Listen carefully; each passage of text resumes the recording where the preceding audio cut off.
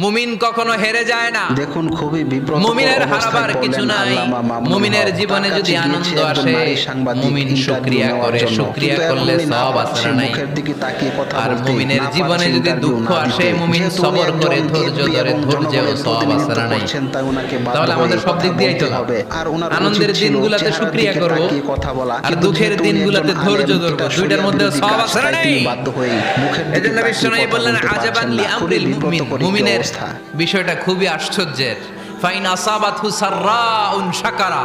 মুমিন যদি আনন্দে থাকে সে শুকরিয়া করে, শুকরিয়া করলে লাভ আছে না নাই? ওয়াইন আসাবাতহু দাররাউন সাবারা। আর দুঃখে পড়লে সে সবর করে, ধৈর্য ধরে, ধৈর্য ধরলে সওয়াব আছে না নাই? তার মানে আমাদের হারাবার কিছু আছে। মাঝে মাঝে আল্লাহ আমাদেরকে দুঃখ কষ্ট দিয়ে পরীক্ষা করতে চান, এগুলো আমাদের জন্য খারাপ নয়। এই দুঃখ কষ্ট বিপদ আমাদের কোমরকে সোজা করে, আমাদের পায়ের